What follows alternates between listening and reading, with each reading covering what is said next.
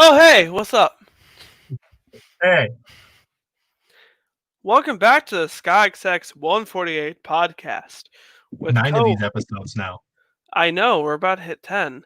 With co-host, it's Timber. It is Timber. Welcome back to the show. I haven't had you on in so long. It's actually It's been about been a week and a day. a week and a day.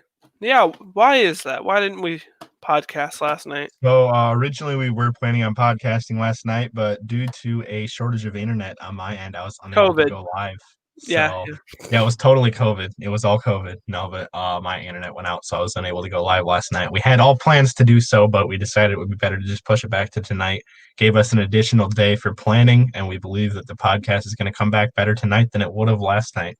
Oh, for sure, for sure. And it's a new day, a new refreshing day. Sometimes it gets a little draining recording on the same day every week. Yes, sir. Yes, sir. Yet the schedule hasn't been super consistent, but here we are. Here we are. Here we are indeed. So, what's new with your life, Tim? New in my life. Recently I got a 3-day suspension from my job because some numbers were off on inventory, and it got pinned on me and my boy Rowie. We are the culprits. So 3-day suspension from work that does not include my 2 days off. So now I'm on a 5-day hiatus, and it feels really weird. But in lieu of that, I have been able to spend a lot more time playing Fortnite Season 5 and doing my schoolwork than I would have been had I been at work. So maybe it's a nice little transition period for me here, but we'll see. Yeah, for sure. Yeah. Are you going to be able to get our weekend off or the Saturday? I mean, I can certainly look into it. I believe I should have no problem with that, but yeah. Yeah, for sure. Because you don't know if they'll be like, "Oh, you got suspended. You can't take off for X amount of days." Yeah, something like that. Who knows what they pull? In that case, you just ditch. I just don't show up. Exactly.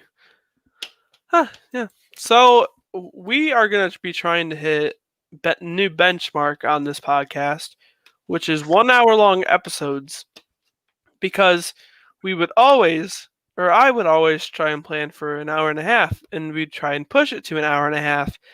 Yeah, in actuality, it was adding filler content, you could say, that, I don't know, it just wasn't working out well. So Look we're at it now at this an way. hour. Quality over quantity. We figure that if we push an hour's worth of solid good content, it's going to end up having a better end result than pushing an hour and a half's worth of mostly okay content, but some stuff just to make sure that it exceeds a certain time period. We just feel like it's forced. So 1 hour, definitely For the move sure. here. And if it goes over 1 hour, then that's chill. But other than that, we're trying to hit that threshold. For sure, for sure. Oh, I forgot to talk about what's new with my life. Went to Six Flags. I got an Xbox. More school. That's about it. Same crap. Life doesn't change very much during COVID season, does it? No, it doesn't. Besides politics, I haven't been that involved in politics per se, pre-election. I don't know about you. I was a little into it. I wasn't paying much attention, but You see, I was watching the debates and watching the town halls and doing all that. But now that it's after election, I'm just not as so involved. right, yeah, Well, we're screwed anyway, so might that's as well for not sure. be. Might as well be a mindless snowflake. Yeah, so I'm thinking a holiday theme podcast in our Yes, sir. future. Christmas season up in here. We love Christmas season. Talk about a We do holiday love theme. Christmas. Since you are in film club, I was thinking we could watch our 2 movies, review them, and then present them to the podcast. Sounds great. Not necessarily present the slide, but just present the movie, present it, and be like, yo, our podcast is about this and that. Absolutely. That'll be a great holiday podcast, and I'm sure all of our viewers will have something to look forward to with that. Absolutely. And I was thinking, so, wait, never mind. I had something in my head, but then I realized, oh, that's not going to happen. Because I was thinking we were still gonna hang out on that Saturday and not just Six Flags. I'm like, should we record a podcast like together in person? I mean, unless you want to go live at Six Flags for an hour, probably waiting That, for food because that that could be takes. cool. It could be not. It would be I'll look nice. into the actual lives. Yeah, our actual lives at Six Flags. Oh, we should record something like that. A day in the life of Tim and a day in the life of Skyxx. Yeah. What? A day in the life of Tim. And I was just like, Yeah, you can say your name. yeah, a day in the life of Tim and a day in the life of Michael. There you go. There you go. Yeah, I know. Okay, I'm a little out of it, but it's all right. It's all right. It's all good. We're still here. We're still here. We are still here. So, what's new? Our next segment. What's new? Weirdly enough, we're going straight to a sub segment, which is Fortnite. Because if you don't know, Fortnite just dropped a new season, Chapter 2, Season 5, and there's some mixed opinions about it. And we have the Galactus event, because we were talking and speculating about the Galactus event in the new season, but now that it's here, we gotta be like, how accurate were those predictions? See, I predicted that we were going to be flying the battle bus into Galactus and blowing him up with the gamma cells, and I was actually correct. I just didn't imagine it to happen in the way that it did, which was all of the battle buses flocking into Galactus's mouth so that he ended up sucking us and spitting us out and out of reality. So I was decently accurate, although I did not plan it to be the way that it did happen. Other than that, I didn't have much other prediction. How about you? Nothing I said came true, so. Well, actually, one thing came true. Galactus came to the island. That's a banger. I think I said something about how I hope he just walks out and gets bigger. Yeah, that happened. That was epic. Very cool. Yeah, that was terrifying as well. My instinct was to move backwards with my controller to get away from it because I just felt genuine, oh crap, fear in my body. I was just like, Yeah. nah, get that thing away from me. Epic really did a good job with that. Question: what was your favorite moment from the event? The beginning when he just walked up and got bigger and bigger. It was just my favorite. The rest of the event was just all right in my opinion. But yeah. I did enjoy the small arcade game. It did do a really good job of showcasing how terrible my aim is when I was missing all the little freaking red things. Oh man, I was terrible. But I did notice though, the servers never crashed. Everybody was able to get in. So good job to Fortnite there. Are you sure about everybody? Yeah. The max was never reached. Damn. Well, that was good. Didn't really know that. Yeah. Very impressive. Sure. My least favorite moment was that arcade shooter. I mean, it was cool and all, but it kind of just felt like a way to fill in the event from getting to the main portion.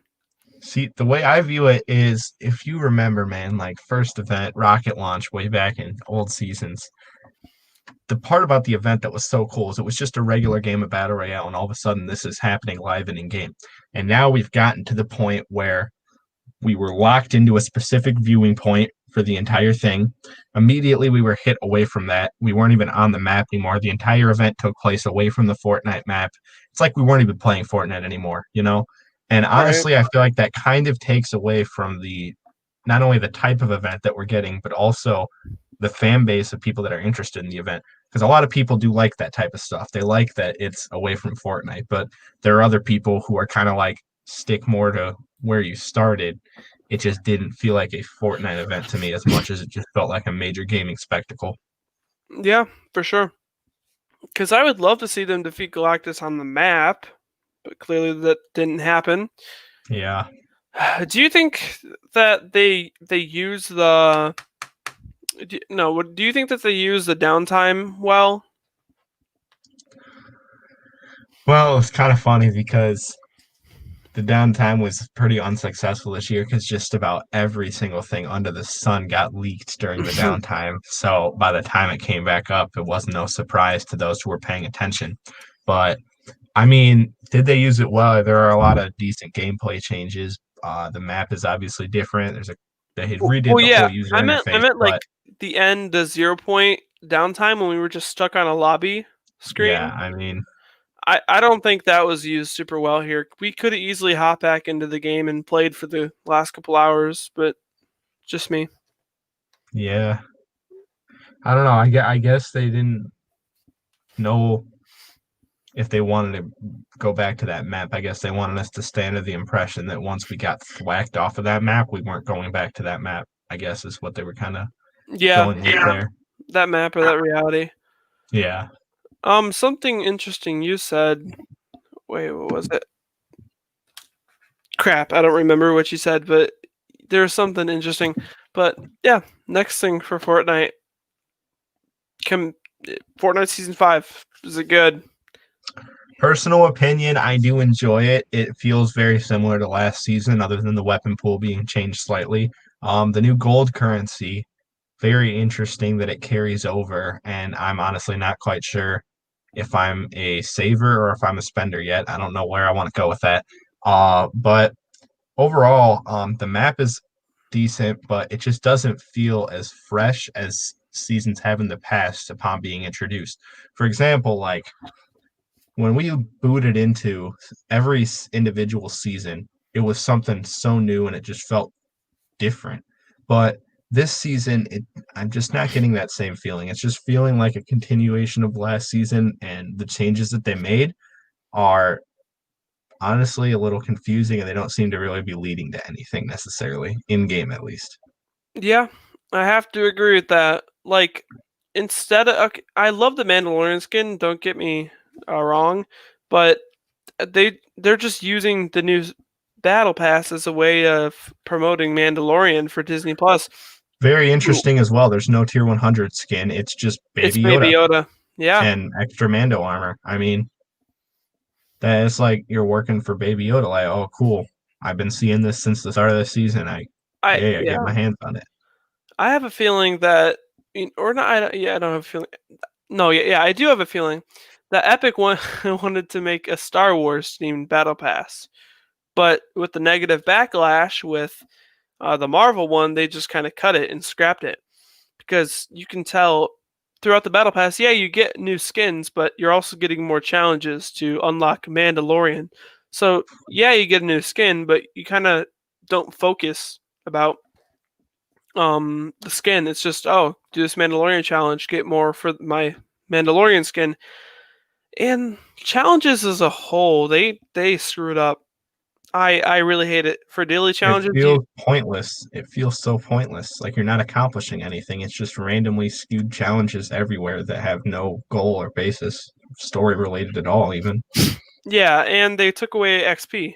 Instead of getting 50k for our daily challenges, we're only getting 30k now. And it's the same kind of leveling up system. And it just doesn't work. The other critique I have for the season is since day one of Fortnite leading up to seasons past, it's been the whole community thing to try figuring out the lore behind Fortnite. How is everything connected? And we've been trying to figure that out for the whole time. And this is the first season that we've been directly told what is happening, why are we here in this season, what is going on. Jonesy trying to keep people from escaping the loop, and in turn bring in hunters from all realities. This is the first season we've been told why we're here, what is our purpose. And honestly, it just feels a little bit weird knowing all that information. Like, what is there to learn this season? Curiosity is definitely not as peaked as it was last season. Yeah, absolutely. It's just given to us. I mean, there's no viable option or a viable reason why Mandalorian's here. It's just needed a brand or a named bounty hunter. I mean, the skin is cool. It's just it feels like another bad paid promotion. I rather this be Hashtag the ad. I rather this be similar to Deadpool, where we got something relating to Deadpool, leading up to the 6th week, and then we get the skin on the 7th week or whatever.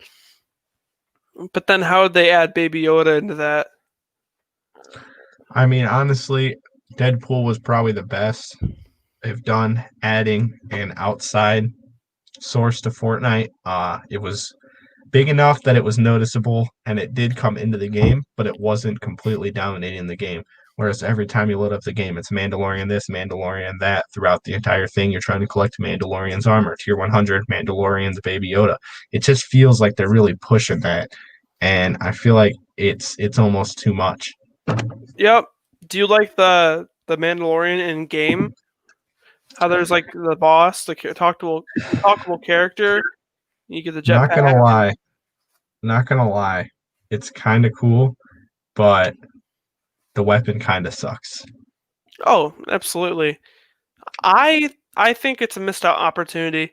I would much rather see that weapon be a back bling that goes on the cape, because that's what Mandalorian the signature Mandalorian look has that weapon on his back.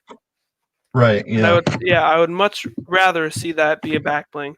But for all we know, it could be a back bling that we're going to get towards the end of the season with the to be determined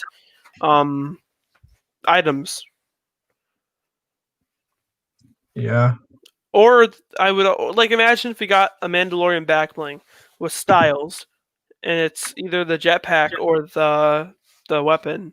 I would like that. Right. They have many ways they could go with it, and it just feels like they take the less creative route, but they push it harder almost. It just seems kind of backwards a little bit. Yeah, like almost. What's I gonna say? Or almost, I would even see that gun be a pickaxe that you can take off Mandalorian's back. It would be nice.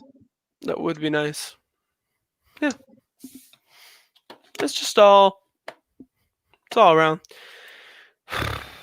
Weapons and gameplay and all that.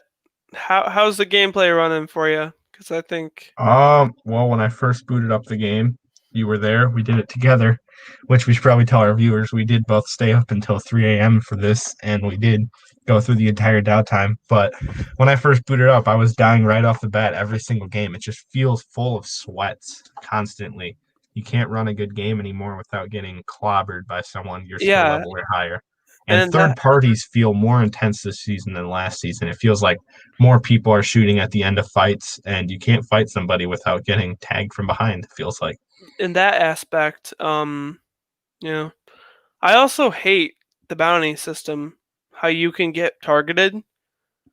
It kind of detracts from playing the game. Like you want to play this battle royale, and win and do this stuff, but someone could possibly track you down, and then they have a circle around your character or an area where you could be, and then they hunt you and come after you.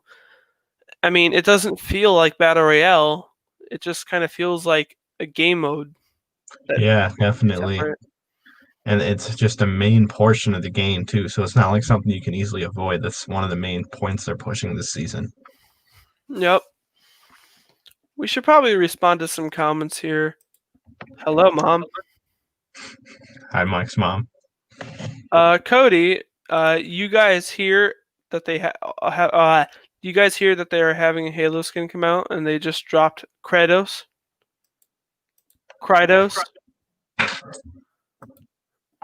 Master Chief is the Halo skin I was talking about. I'm so hyped. Kratos?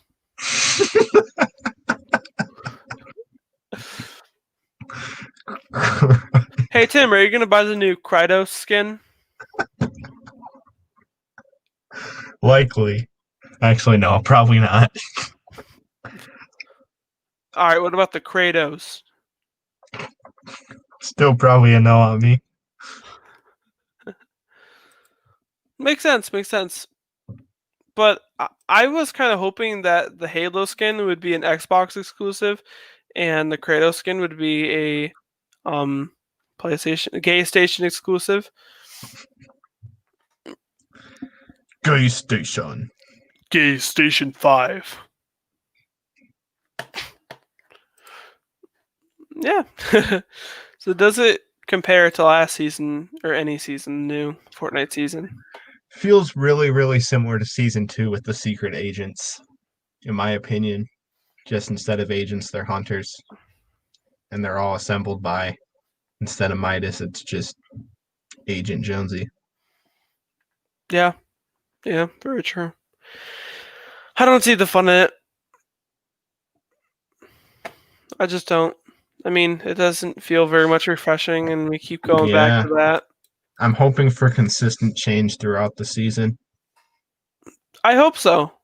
Do you think that they're going to change it and make it into the old season, the old map? I mean, that's a pretty heavy theory out right now, but I'm not sure if they'd go to that length, to be honest. I don't know. Everyone kept asking for the old map back, so could be. Could be, but they put a lot of time into creating this new map, so why'd they want to throw it away, I guess, is probably their thought process on it. Yeah. Cody says, brah. Okay, Cody, did you buy the Krydos skin yet?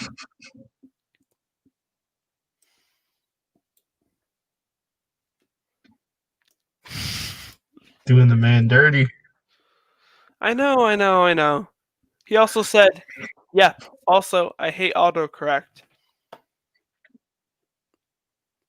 So Krydos. So Kratos, for some reason, went to Krydos. Makes sense. Is Krydos a word? I don't know. I don't Clearly believe it is. Krydos is a word. That means you would have to directly type it. Then again, the E is only, 3 keys away from the Y, so, Yeah. Cool. All right, I think we should start getting to this. No. It was autocorrect. All right, buddy. All right. Kratos. I'm not going to let that down. Never, ever. Okay, let's go through this a little quicker because we're almost halfway in. We're approaching that mark at least. What does it rank on your list of favorite seasons? I don't know. I'd have to play more. Over or under number 5 for you? Under. Definitely under. Okay. Harsh. I'd say probably add or lower as well, honestly. I've seen better from the game. For sure. I missed the Omega season. That was a good season to me. Season 3. They were doing some storytelling. No, that was season 4. Season 3 was John Wick. Yeah. Johnny boy. Yeah, that was sad. All right, next question. What could they change, add, take out? You need to add. Give us more challenges. Make the challenges more clear, because I don't know what the hell I'm doing most of the time in game. Yeah. Get rid of the being able to bounty a player system. I would like to see maybe if you could if there was a bounty on the other NPCs and you go and kill the other NPCs and bring back their gun or something like that. Yeah, definitely. Yeah, but I don't think they're going going to do that. Bounty on a real player, Yeah. So so the next thing is, how's the Xbox Series X? Because as I hinted towards it in my last podcast, I got the Xbox Series X. And it's amazing. It's a really good console.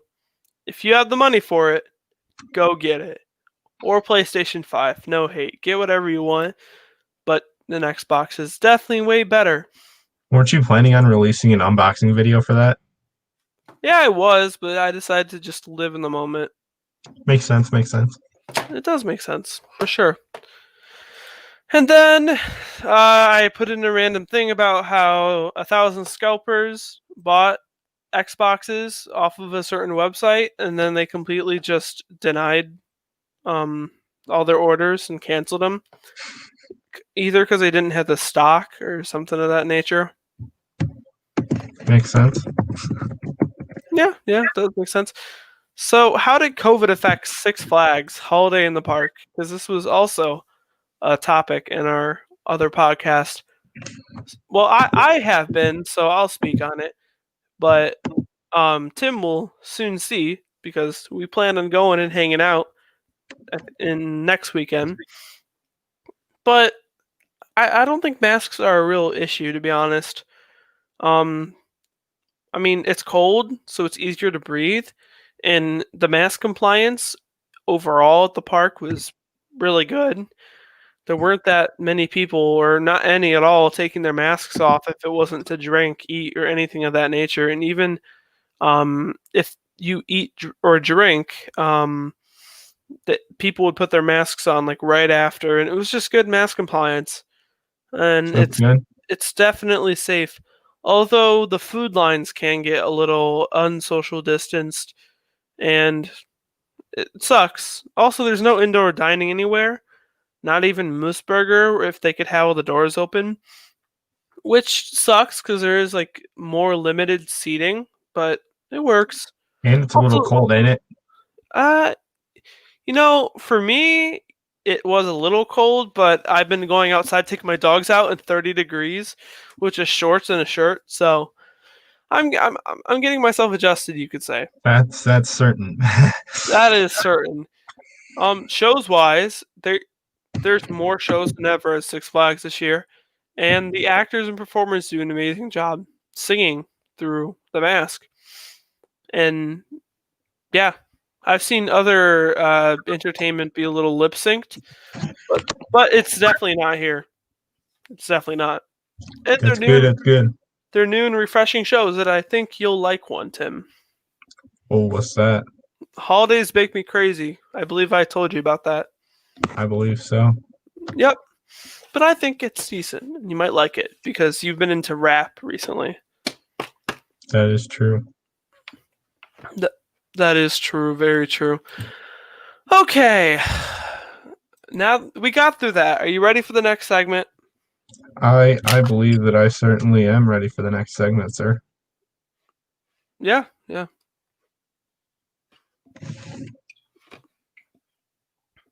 gonna pull up Brave? What? It's already pulled up for me, man. Oh. Yeah. I got the invitation here.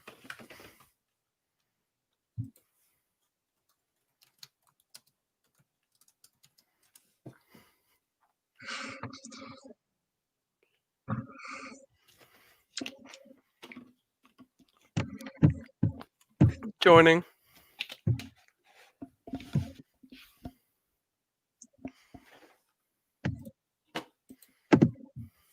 Oh my god. You ready to go? Yes. So we're going to be doing another role reversal, beginning with me taking away at Aaron Burr Lafayette and ensemble, and Michael as Hamilton, Lawrence, and Mulligan, as well as ensemble, because we share. Sharing is caring. Yeah, absolutely. All right, let's do it. What? I was told to do this. Oh. 1776. New York City. Pardon me. Are you Aaron Burr, sir? That depends. Who's asking? Oh, sure. Sir, I'm Alexander Hamilton. I'm at your service, sir. I have been looking for you. I'm getting nervous. Sir, I heard your name at Princeton. I was seeking an accelerated course of study. When I got sort of out of sorts with a buddy of yours, I may have punched him. It's a blur. Sir, he handles the financials. Punch the bursar? Yes, I wanted to do with you to graduate into and join the revolution. He looked at me like I was stupid. I'm not stupid. So how'd you do it? How'd you graduate so fast? It was my parents' dying wish before they passed. You're an orphan. Of course. I'm an orphan. God, I wish there was a war that we could prove that we're worth more than anyone bargained Can for. I buy you a drink? That would be nice. While we're talking, let me offer you some free advice. Talk less. What? Smile more. Don't let them know what you're against or what you're for. You can't be serious. You want to get ahead? Yes.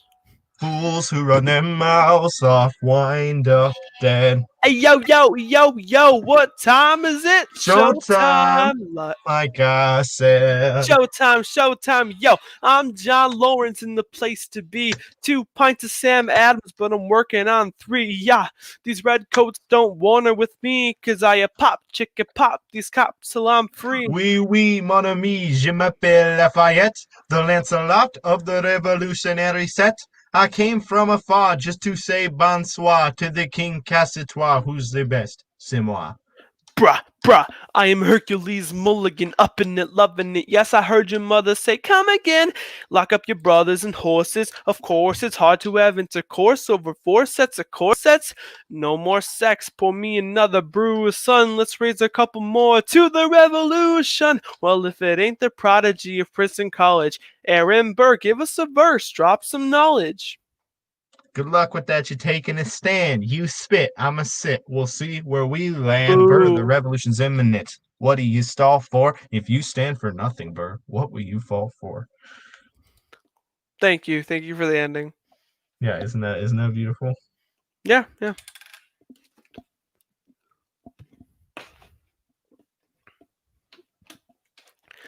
I kind of feel like we're a little less energetic in here, but it's all right. We're getting there. Oh, we certainly are. Yeah, man. Next thing, something that this whole podcast was meant around, rode around, Hadestown. All right, way down Hadestown. This show is amazing, and I wish I saw it in New York. Just saying. I mean, I had a limited amount of time, but it was literally below my theater, and I seriously wish I saw it. Yeah. Would have been dope. It would be nice. While we're talking, let me offer you some free advice. I can't get that line out of my head. I almost say it would be nice in that one tone, in the tone, and the rhyme, and the rhythm. It all comes flooding back. It really does. Hamilton just haunts me. So what are your overall thoughts of Hadestown? Well, I did actually enjoy it. The vibe of the music is really good. I love the music, but right off the beginning, the story felt a little bit difficult for me to get into, but overall I did enjoy it. Absolutely. How about you? I have to agree, but the reason why the story felt difficult is probably because it was a myth, an ancient legend myth, with Greek gods. And I mean, I read the original source material, or at least Eurydice's perspective, for a theater class project. So it was definitely hard to follow and to get into. And I'm pretty sure it was just a little more lost in translation happened, since it's someone taking that source material and writing something out of it. Right, yeah. So that explains it. But yeah, for sure. Let's start off. What's your favorite song and why? Starting off with the banger, Road to Hell. The trombone lick at the beginning is just killer, dude. I love the way that punches, and it does a really good job of prefacing the story as a whole. The way that it introduces everything, it's pretty good. For sure. And I don't know if you caught it, but that song is kind of used as the beginning and the end of the loop. I kind of see it as the loop because the show is meant to restart and to see it. Not to be confused with the Fortnite loop. No, not at all.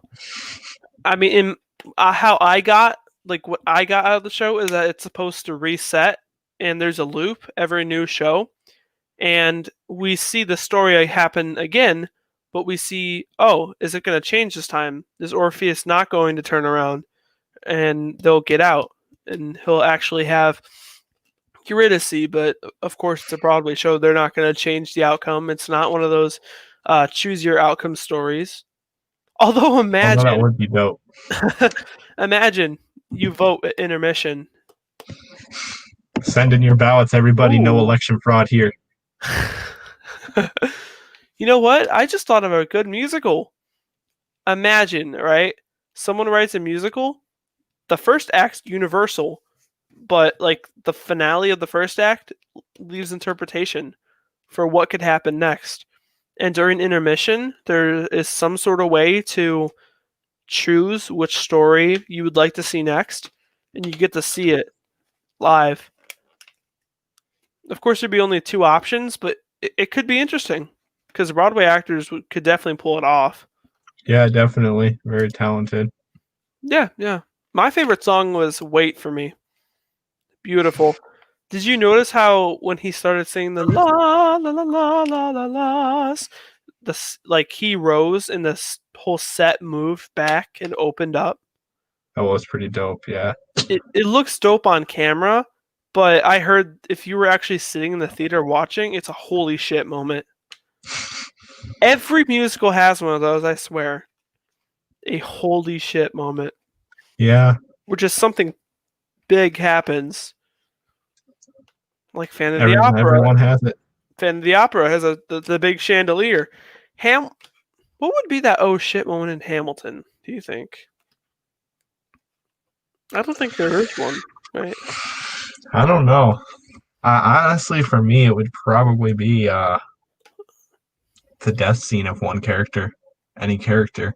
That could be anybody's oh shit moment because in Hamilton you feel more of an emotional connection to events, whereas I feel like in Hadestown it was more of a scenery change. I mean, it's not necessarily restricted to a scenery or dialogue thing. It could also be in songs, acting, anything like that. So for Hamilton, I think for me the oh shit moment would be when like a character dies and you're just like, oh man, was not expecting that. Yeah, or I think it could have been intended to be when Bird jumps and they pull the tablecloth out and it's the mirror table. You know, that aspect of the show was just briefly touched over. Like, I don't think anyone actually cared or talked about the mirror table. Like, before it came out on Disney Plus, it was that little cool thing to look out for. But now it's just like, no mirror table. Who cares? Anyway, out of our Hamilton little craze, because we're in Hadestown right now. Hadestown. It's a sung through musical, just like Hamilton. But who does it better?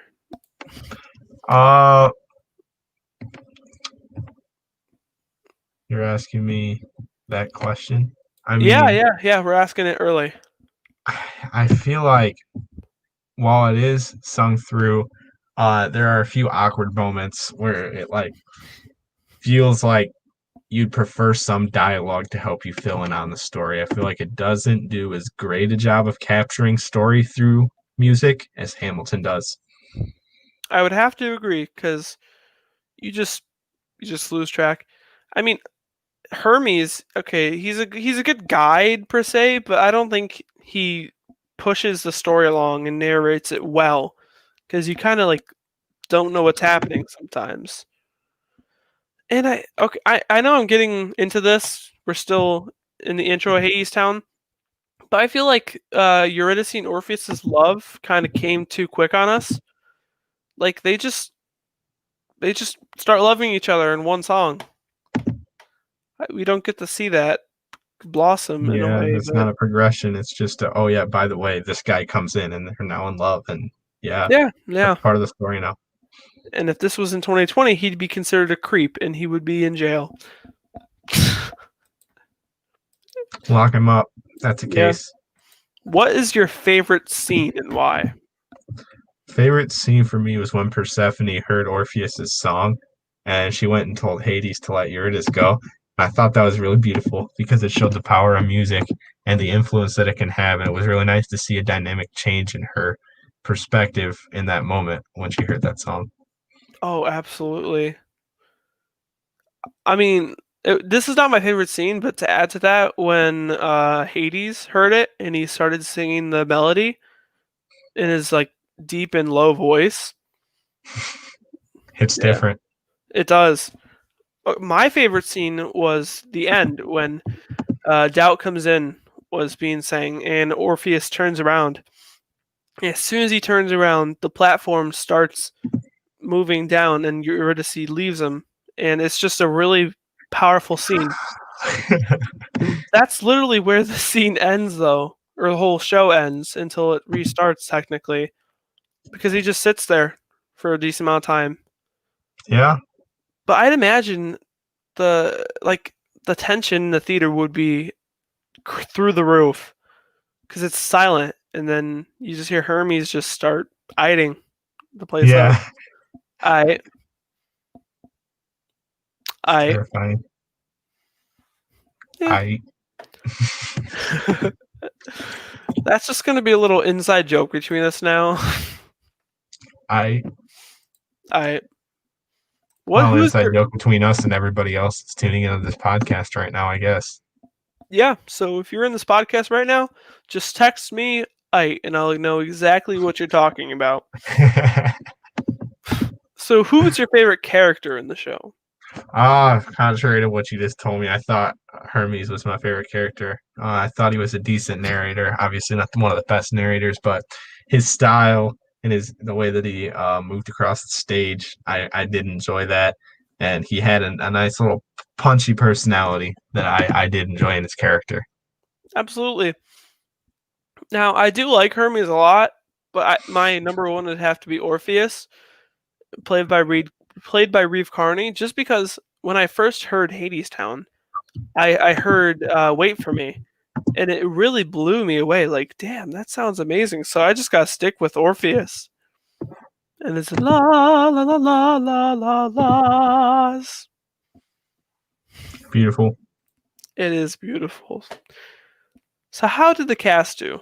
Do you think that this cast was perfect for Hadestown? I did enjoy the cast. I don't really know any of them too well outside of just what they did in the show that I was able to find on YouTube.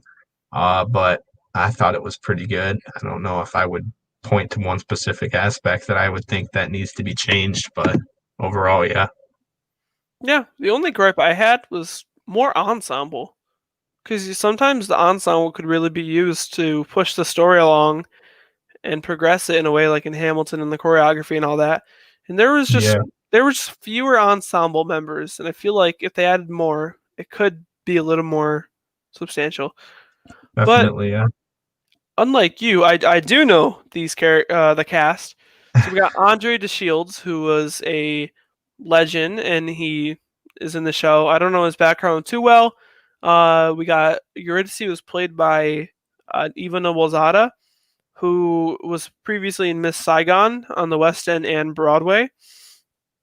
And fun fact, Eva Noblezada was in the running leads for Beetlejuice.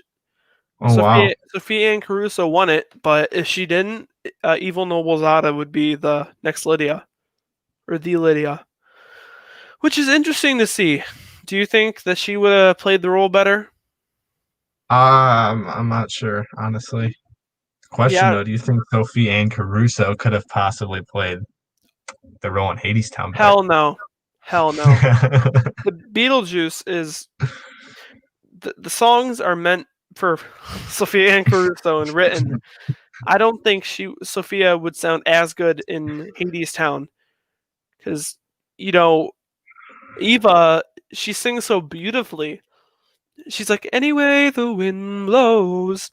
Sophia would be like, anyway the wind blows.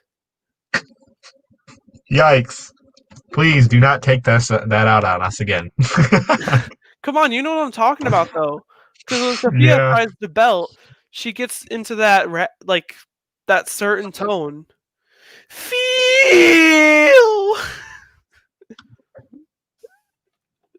Yikes.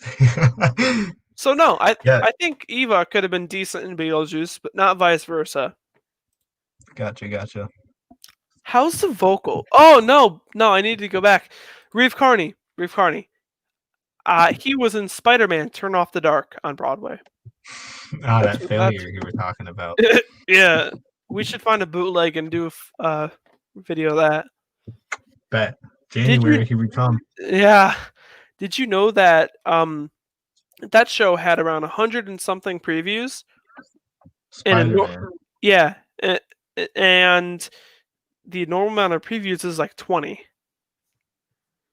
And they were constantly changing. They needed that much attention to it beforehand. Yeah, it was that bad with all the failures. Apparently, they were changing it every single day, And even when it was like on Broadway out of previews, they kept changing it up. And there was two different versions of the finalized show, and it was just out of there. Oh, But nice. and Patrick Page. Patrick Page played Green Goblin in Spider-Man: Turn Off the Dark. Interesting. So Patrick Page purple. Oh my gosh. That's Hades. Okay. Yeah. Another question I was going to throw in there. So our previous podcast guest, Dan, mentioned how he likes Hadestown and he could see himself as Hades. So how do you think of that? Do you think Dan would make an amazing Hades? I think that Dan would make an amazing Hades. I mean, he has plenty of talent to pull it off, and he could throw himself right on in there and just go have a ball. That'd be amazing Absolutely. to be completely honest.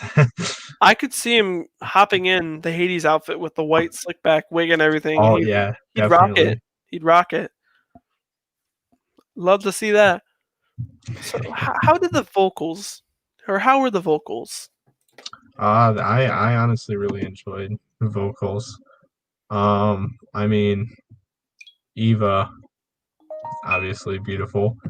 I wasn't totally sure about Orpheus right away, but he did prove himself as it progressed, in my opinion. Yeah, I agree. I think the vocals are amazing. I thought it was interesting how they used that kind of screaming, like kind of thing with Persephone. Like she would get in that certain tone. I understand what you're saying with that, yeah. Oh, and Lady of the Underground, the Act 2 opener song, she actually spits off names of the real people who are in the orchestra. Really? Yeah. That's Yeah. dope. That was dope. It was dope. Reeve Carney and Eva Noblezada as a couple. Now, I'm not 100% sure, but I think they're a couple in real life. And what you feel, you stand it? I stand it. I mean, sure. Obviously, if something happens there, it's going to make this a really awkward time when they go to perform that on stage. Assuming OBT is still performing, correct? Yeah, it is. It's definitely still performing, and I think it would have a longer run on Broadway than Beetlejuice. Wait, it did. It has. And what's nice is Hadestown is going to be a touring show in 2021 if the plans are successful. So I can't wait to see that. Now, we're going to skip around a little bit. How do you think the show might be changed with being able to tour? Well, are we talking like coronavirus related change here? Or are we talking about moving off of a stage? Just set actors, that kind of thing. I mean, honestly, a lot less background stuff. I believe like the chairs and stuff would stay the same, but I don't know. I feel like they would be able to mostly maintain the show if they do send it on tour like they plan on. Yeah, I think they could. They do an amazing job with that. I'd be a little concerned with the turntable. That's about it. Because the set isn't that detailed, that intricate. So I would say there'd be no issue with transporting it. The one thing would be the circle, the trap thingy that they use, the main component of the show. How would they do that? Because not every theater would have that big of a trapdoor in their theater. Yeah, definitely out of the ordinary there. That would have to be changed. Like they would have to change the size of it every show, or they'd have to make some sort of adjustment. I don't know. Something of the sort, though. And then it wouldn't work with the turntable in that case. But I don't know. We'll see. So does it do the myth justice? Honestly, yeah, I think it opens up more of an audience to viewing the myth in a different way even than if they were just reading a text about it. Some people connect better through music, so I think it definitely opens up a new audience to viewing the myth, even if it is slightly inaccurate. I'm not all sure about that, but Yeah. I see it as Well, that. from what I can tell, from looking into Eurydice's perspective in that tale, Orpheus joined Eurydice and actually kind of died to be with her in original source material, but in the show he doesn't and kind of just runs off. Yeah. I don't know. I feel like it would have been a touching and sad ending if he did join her, but I don't know how they could have done that. I don't know. I mean, it leaves room for speculation. Back to that pick your ending thing you were talking about earlier there. That could be Yeah. cool. Oh my God. Yeah. That would be nice. While we're talking, let's get to the next question. We already did that one. How did it portray modern themes? That one I'm not so sure about. Yeah, I put something about how why do we build the wall? That song, kind of a nod to Trump. But then after listening to something from the writer, Trump wasn't even politically involved at that point. So she didn't write that with Trump in mind at all. So there's kind of like nothing political in it, you could say. Although Gotcha. the theater's liberal in general, so I guess that should be said. Tis true. How might it? Oh, already did that one. I'm being stupid. All right. So should we see it live If we together? are given the opportunity, I believe, yes, indeed, we should. Oh yeah, we should. 2021. It will come. 2021. Here it comes. We just got to get tickets. Got to get a ride. Ooh, maybe by the time it comes, I'll have my permit and I can drive. That'd be a scary moment. Yeah, it would be a scary moment because I'd be going to Chicago. Bro, though, Be More Chill. I cannot wait because Be More Chill is going to definitely be coming to Chicago Broadway as soon as theater's back. And with Biden coming back, or Biden being president, I'm sure everything will go back to normal very quickly. Sure will. Haha. Yeah. Yeah, so I did want to see this, and it was under my hotel in New York. And I specifically remember begging my mom to go see Moulin Rouge or Hadestown. And that's about it. I do have a Hadestown playbill. And if I would have went in that time period, they would have given me a flower too. Because they were giving out those red flowers. Oh, yeah. Nice symbolism there. It definitely is symbolism. Also, I could have gotten it signed. Oh my God. They signed the playbills with silver Sharpies, and they just look so nice. But I don't know if Reeve Carney and Eva Noblezada would come out. Bro, imagine I do what I did with Beetlejuice, and I get to go up on the Hadestown stage and see all them. That would be awesome. Like Hermes and Underneath Shields. That would be nice. While we're talking, let me offer you some free advice. Talk less. What? Smile more, Tim. Smile more. So that is the end of our little Hadestown segment. Now we have in here another performance segment, but I don't know. Are you up for the thing? This one believes to be on you. Well, I don't think it really matters. I mean, we're 54 minutes in. We got our first performance podcast. We can just chill here and be all good. Works for me. Yeah, it does work. Not gonna lie, I was just thinking of some sort of Hamilton reference to pull right there, but yeah. So, anything you want to say to end off our stream before we get into our official outro? Well, I mean, really, once again, we're trying to improve our consistency here, scheduling wise, and we're trying to be on time and everything, but sometimes stuff gets in the way, and we do our best. We really do. But just know me and Mike will do a lot of talking outside of this podcast, and we do make a lot of communications to try making sure we can get this up and running every week. So it's more than it looks like on your YouTube screen. That's Most for sure. definitely. I think I'm gonna start scheduling them now because it looks nice being up on YouTube beforehand. I So agree. I think I'm gonna do that. And my closing remarks, Krydos. Damn, I thought that would get Krydos. you. I thought that would get you. I was trying so hard not to laugh. You don't understand. Just do it. Just do it for the sake of Krydos. Krydos. Kratos. Wait, hold on. Monumental. All right. Hmm. CR quotation mark I quotation mark O's Krydos. Perfect. That was good. That was good. Amazing, Tim. Amazing.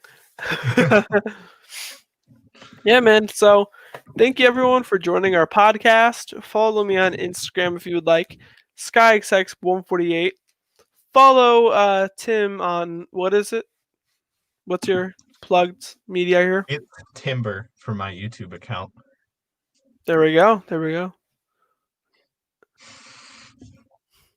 Damn, yeah. Krytos. Gotta love it. Oh, I should update the thumbnail and have like yeah, you should add Krydos and then have a picture of like a really badly drawn Krydos in the background. Oh my god. Yeah. Or yeah.